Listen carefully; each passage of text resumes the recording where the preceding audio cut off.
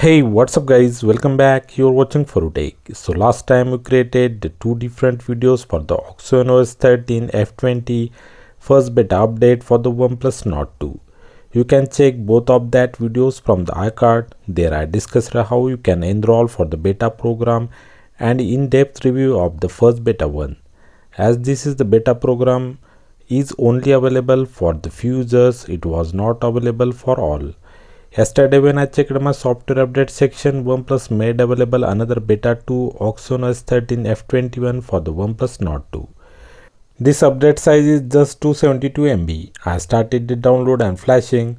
I also have a root method for the people who didn't got this beta update because they didn't registered or not found eligible for the beta program. They can root the C12 or C13 on OS 12 and can flash this OS 13 beta updates. It's a complete different part, so I will create the separate video soon how to root the OS V12 or the 13 and update to OS 13 F20. So stay tuned to our channel, to like and share this video, subscribe and press the bell icon for the notification of videos that I mentioned earlier.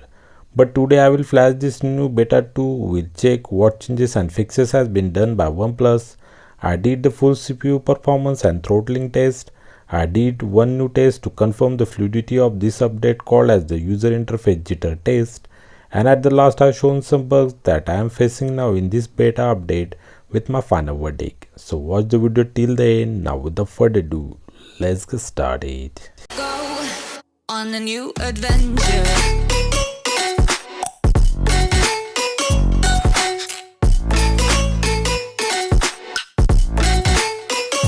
So phone started to boot. After system update finishing, let's go to the about phone to check the changes.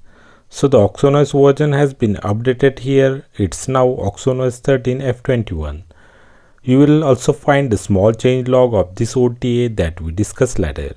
In the Android version tab, we can check this is the Android 13 build with the Mother clocked Easter egg. Security patch is same like old build, it's February 2023. Under the version section, it's showing the build number as F21 with the kernel version 4.19.191, which is same like old F20. Except these, all the things are same for the both F20 and F21. Now let's first check out the performance of this build. I felt the performance of this build is same like old build.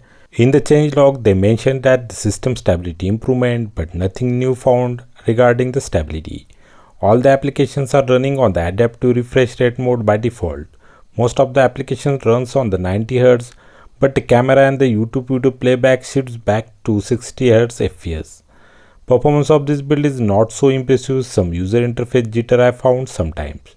I did the Geekbench 6 test without the performance mode and I got the score of 965 and 3185 for the single and multi-core respectively. While when I did the OpenGL graphics API test, I got the score of 4587 and for the Hulkan graphics API, I got the score of 4568. In the last build, we got the score of 1105 and 3128 for the single core and the multi-core performance. Single core performance was reduced for the F21 this time, multi-core performance is same. In the old F20, I just did the Geekbench GPU test with the performance mode, so no results I can compare without the performance mode. Next, I enabled the performance mode. I ran the Geekbench one more time and I got the score of 1231 and 2875.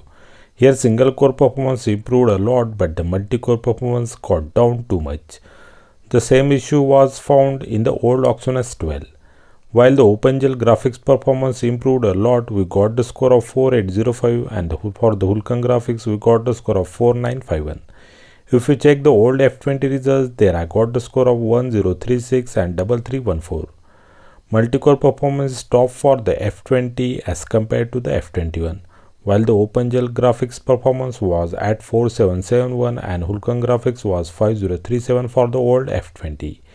In the performance mode, GPU graphics seems same for both the builds. Overall, though the ROM is smooth, but its smoothness is not as good as custom ROMs.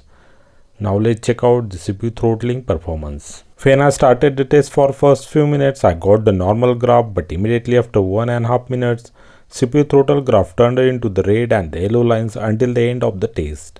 When I stopped the test after 5 minutes, score was very bad, it's 69%.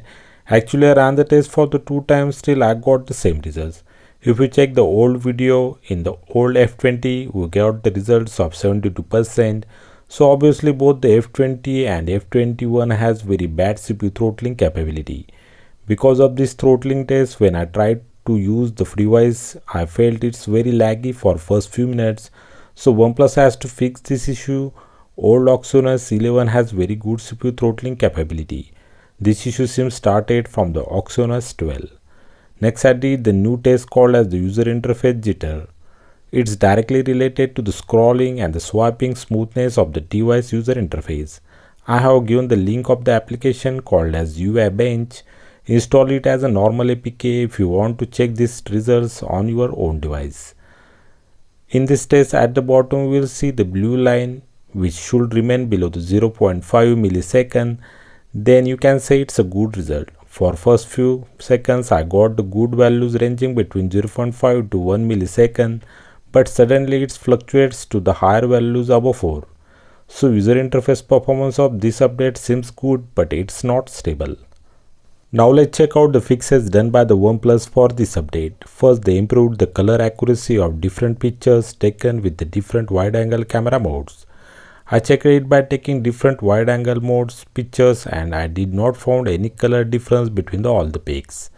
Next bug that most of users found in the old build is the optical image stabilization is not working for the camera.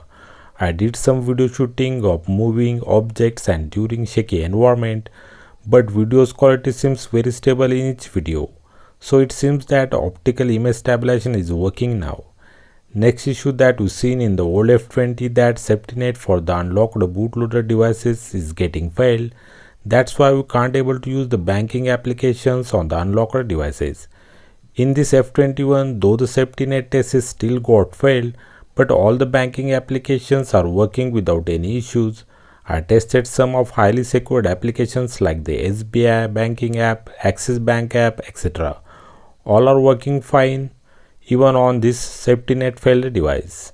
Next, OnePlus claimed that they improved some battery drain issue, but I will report the battery results of this update after 2 to 3 days of battery cycle with our community post. To get the updates regarding that, please do subscribe and press the bell icon definitely. Now let's discuss the bugs in this update. When I tried to install the third-party applications like the Mi Explorer from the external links, system showing this safety net warning. Actually, it's a common in all the Android phones, but even if I skipped the issue and I installed the application, apps working weird. It's showing the black screen and started to work after a few minutes. This happens with the every fresh opening of the application. I also tried to transfer some applications from other devices in Nord to I Share Me application. All of that applications not getting installed in the phone. They showing app installation error. Next bug is same for the old F20 build too, that is device didn't getting into the fastboot mode. Not even the MTK client working for this build, it's showing the handshake error. So power users can't able to modify their devices and can't able to recover if something happens to their devices, which is a big issue.